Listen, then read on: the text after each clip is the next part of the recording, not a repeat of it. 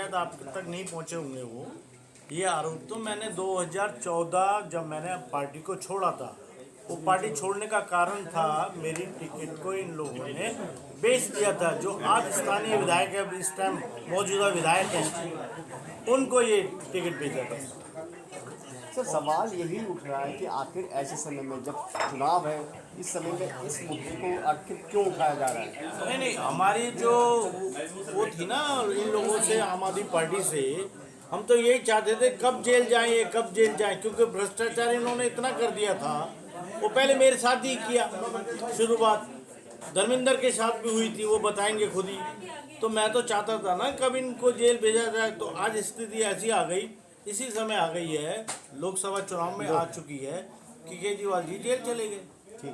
तो ये मुद्दा उठाने का तो हमें बनता है ना, उन्हें बददुआ देने का बनता है कि वो जेल के लायक थे, जेल चले गए। कोहली साहब,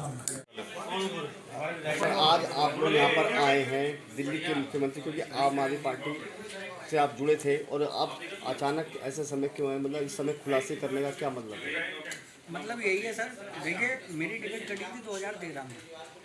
आज जो हमारे 2013 में पहली बार चुनाव जीत के एमएलए बना था, 2014 में मेरी टिकट काटी थी, 2015 में दोबारा से चुनाव हुआ, मेरे पास में पैसा नहीं था, इन लोगों ने टिकट काट दी। इन लोगों ने आरोप लगाया कि बीजेपी में चले गए, फलान चले गए, और मेरे को आज 2023 से 11 साल बीत गए। मैं नौकरियों के लिए भटकता रहा, बाकी मैंने किसी पॉलिटिक्स या पॉलिटिशियन की तरफ देखा ही नहीं। मेरे को भी अपना घर चलाना था, गरीब परिवार के लोग थे, पहले बलिदान कर चुके थे अपनी सिस्टर का, और उसके केस में भी लड़ना था हम लोगों को। दोनों तरफ से हम लोग इसके सताए हुए थे। एकदम से न्यूज़ चलती है कि भाई अब हमारे सीएम को, जो आम आदमी पार्टी का आम व्यक्ति था, उसे 55,000 करोड़ के बंगले में रहने की आदत हो गई है। अब ये 55,000 करोड़ के बंगले में रहने के लिए तैयार है, इतना आम आदमी खास कैसे हो गया? और हम लोग आज भी ज़मीनी पे हैं, और जितने भी इनके विधायक, मुझे नहीं लगता इतनी सैलरी होगी, क्योंकि मैं भी विधायक बना हूँ, इतनी सैलरी किसी की नहीं थी। लेकिन आज 11 साल बाद मैं पलट के देखता हूँ तो इनके हर विधायक के पास में सैलरी के हिसाब से तो कुछ भी नहीं है, लेकिन भ्रष्टाचार के मुताबिक इनके पास में बहुत पैसा आ गया। अगर यही काम इनको करना था, भ्रष्टाचार में ही लिप्त रहना था, इसी तरीके से राजनीति होती, इसी तरीके से करनी थी, तो भाई हमें लगता है कि हमारी बहन का जो बलिदान था वो व्यर्थ गया। आज हमारा परिवार इस चीज़ को बहुत ज़्यादा से दुखी मनाता है।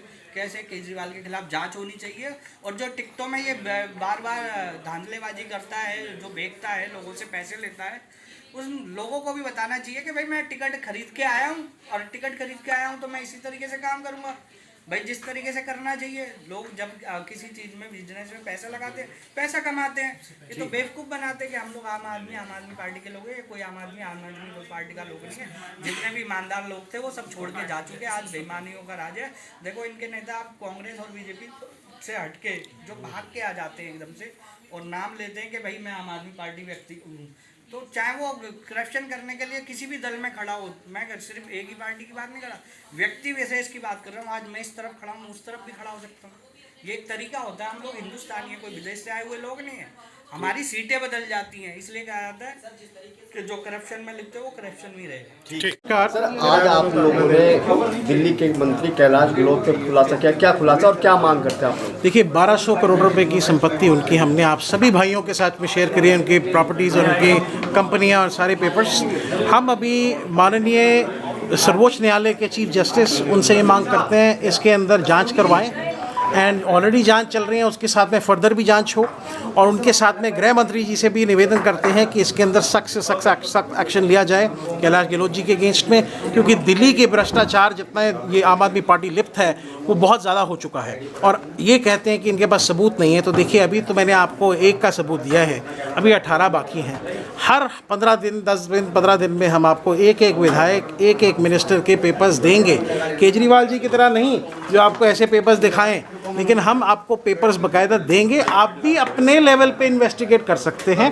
हर खेवत नंबर का रेवेन्यू रिकॉर्ड है, आप निकाल सकते हैं। गुड़गांव के अंदर पूरे गांव इन्होंने खरीद रखे हैं। 2015 के बाद एमएलए मिनिस्टर बनने के बाद में इन्होंने ये सारी प्रॉपर्टीज़ खरीदी है। तो मैं आप सबको ये कहना चाहता हूँ कि भ्रष्टाचार के सभी एविडेंस हैं, एक एक विधायक के अगेंस्ट है जिन्होंने भ्रष्टाचार किया है। टोटल कितने विधायकों के खिलाफ आपके पास? 18 विधायकों के अगेंस्ट, और मैं अभी गवर्नर साहब को एक चिट्ठी भेजूंगा और जाके उनका समय लूँगा और पूछूंगा उनसे कि सर इसमें जो भी हो सकते हैं इसमें कार्रवाई करें।